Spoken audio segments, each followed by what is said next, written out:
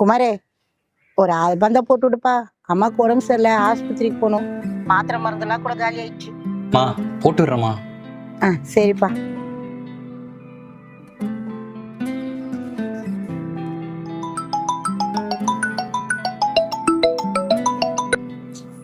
Hello, எங்க இன்னைக்கு சீட்டு காசு கட்டணும், 2000 ரூபாய் அனுப்பிச்சு விடுங்க.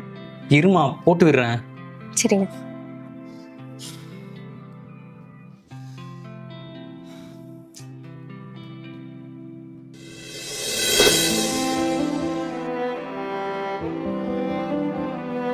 என்ன எப்ப பார்த்தாலும் அட்வான்ஸ் கேட்டுட்டு இருக்க? ஒரு மாசமாவது அட்வான்ஸ் வாங்காம இருந்திருக்கியா? சார், இந்த மாசம் கொஞ்சம் டைட்டா இருக்கு, அதான் சார். உனக்கு டைட்டா இருந்தா நாங்க தான் கிடைச்சோமா? சார், அடுத்த மாசத்துல இருந்து அட்வான்ஸ்லாம் கேட்க மாட்டேன் சார். இந்த ஒரு மாசம் மட்டும் காசு கொடுங்க சார், ப்ளீஸ் சார். உனக்கு ஹெல்ப் பண்றது தான் இங்க நாங்க இருக்கோமா? எங்களுக்கு கம்பெனி தான் முக்கியம். உனக்கு ஹெல்ப் பண்ணிட்டே இருந்தா கடைசியில் ஓனர்கிட்ட நான் அட்வான்ஸ் வாங்குற நிலைமை வந்துடும் போலியே. சார் ப்ளீஸ் சார், இந்த ஒரு தடவை மட்டும் சார், ப்ளீஸ் சார். என் பாருப்பா, அட்வான்ஸ்லாம் கொடுக்க முடியாது.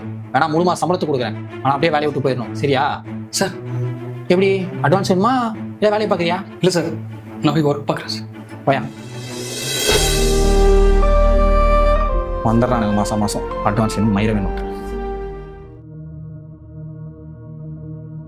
உங்களை மதியானமே காசு போட்டு விட சொன்னல, சரி போட்டு விடுங்க. என்கிட்ட காசு சுத்தமா இல்லடி.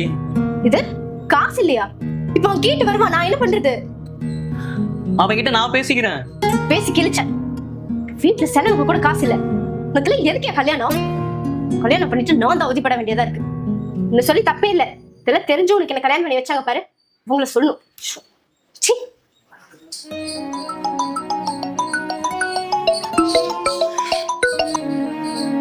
ஹலோமா. ஏண்டா இன்னுமா காசு போட்டு விடுற? மாத்திரை மருந்து வாங்குறதுக்கு தானே நான் உன்கிட்ட காசு கேட்டேன். எல்லாத்தையும் பொண்டாட்டிக்கிட்டே குத்துருடா. நல்லாரு.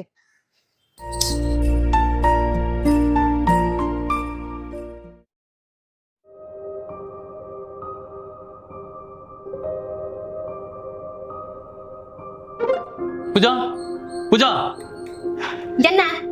உனக்கு காசு போட்டு விட்டேன்.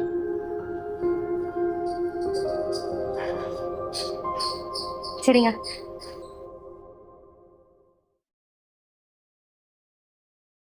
ஹலோமா, காசு அனுப்பிட்டுமா?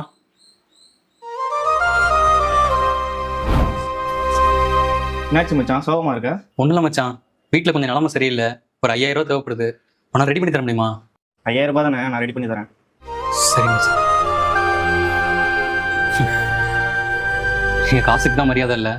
காசு இல்லைன்னா வீட்டில் ஒரு மனுஷனா கூட மதிக்க மாட்டேங்கிறாங்க. எல்லா குடும்பத்தோட நிலைமையும் இப்படிதான் இருக்கு.